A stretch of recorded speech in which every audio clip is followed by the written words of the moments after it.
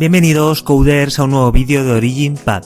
En este tercer vídeo del curso de Java vamos a comenzar a meternos en materia. Comenzaremos con los tipos de datos en Java. Comencemos con una pequeña introducción. Normalmente en las computadoras guardamos información. Por ejemplo, podemos guardar fotos. Y los programas que usamos en las computadoras utilizan esta información. Por ejemplo, podemos tener un programa de edición de fotos que usamos para mejorar las fotografías y subirlas a Instagram. Pues bien, sería más correcto decir que en las computadoras guardamos datos y que los programas que ejecutamos en las computadoras trabajan con esos datos. Dicho esto, cuando creamos un programa tenemos que definir o indicar con qué tipo de datos vamos a trabajar. Esto es muy importante, ya que todos los lenguajes de programación, o casi todos, tienen tipos de datos. Y en este vídeo vamos a ver los tipos de datos en Java. Estos tipos de datos los usaremos en los próximos vídeos para crear nuestros programas. Comencemos por explicar qué es un dato. La definición estándar dice que un dato es una cifra, letra o palabra que se suministra a la computadora como entrada y que la máquina almacena en un determinado formato. Resumiendo, un dato es una representación simbólica de una entidad. Lo podemos ver como la forma que tiene el ordenador de representar un número, una letra o una palabra internamente. Así guarda ese dato y puede trabajar con él. Ahora un pequeño inciso, no hay que confundir datos con información, no es lo mismo. Podemos ver a la información como un conjunto de datos que procesamos para así obtener un conocimiento. Es decir, datos más procesamiento es igual a información. Pero, ¿qué es un tipo de datos? Normalmente clasificamos los datos similares en un grupo, y cada grupo es un tipo. Por ejemplo, podríamos agrupar a todas las palabras en un tipo de datos, por ejemplo, en tipo palabra. Así, cuando queramos usar un dato que sea una palabra en nuestro programa, indicaremos que ese dato es de tipo palabra. Lo etiquetaremos, así el programa y la computadora sabrán con qué están trabajando. También podríamos tener datos de tipo número entero, es decir, los números sin decimales, de tipo número decimal o de tipo carácter, es decir, las letras. En resumen, agrupamos los datos que se parecen en un tipo. Ahora bien, ¿qué tipos de datos tiene Java? Pues bien, vamos a ver los tipos de datos primitivos en Java. Los tipos de datos primitivos de un lenguaje de programación son los propios del lenguaje, los más simples, y se pueden utilizar para crear otros tipos de datos más complejos.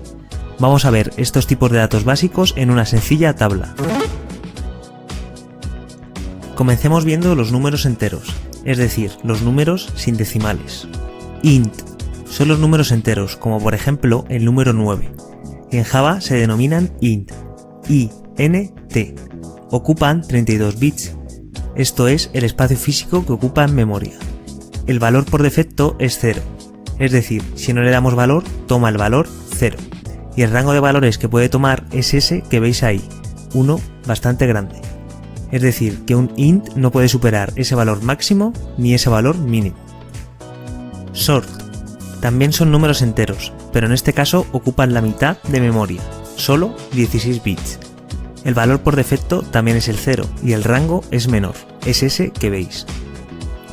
Byte, también número entero, ocupa 8 bits, el valor por defecto de nuevo es el 0 y el rango va de menos 128 a 127.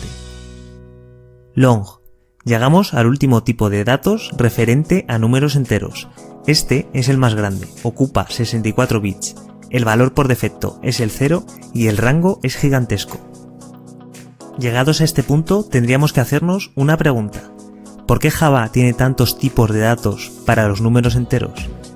Pues bien, es por el tamaño, es decir, por lo que ocupan en memoria. Veréis, los programas consumen memoria y en función del consumo de memoria así van de rápidos o de lentos. Por eso es muy importante elegir bien el tipo de datos que vamos a utilizar.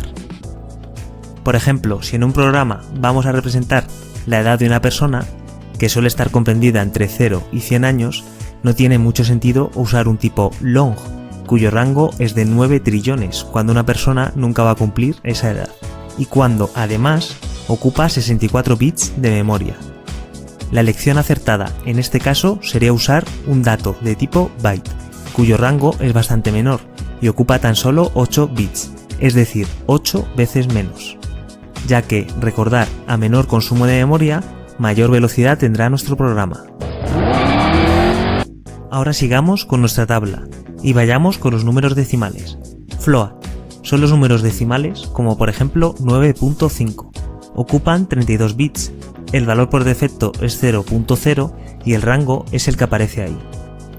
Double, de nuevo otro número decimal. Los llamamos double porque tienen precisión doble, el doble que float. Ocupan 64 bits, el valor por defecto es 0.0 y el rango es el que aparece.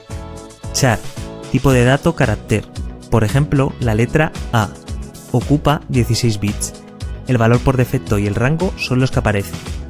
Y por último tenemos el tipo de dato boolean, ocupa tan solo un bit, su valor por defecto es false, se usa normalmente para evaluar si una condición es verdadera o falsa. Y hasta aquí la parte teórica de los tipos de datos en Java. En el siguiente vídeo veremos qué es una variable y ya entraremos de lleno con la parte práctica. Además, veremos por qué se dice que Java es un lenguaje tipado. Let's code. Y bueno, coders, eso es todo, así que ya sabéis, suscribiros, darle al like y comentar. Y recordar, si queréis ver el próximo vídeo, clicar arriba a la derecha.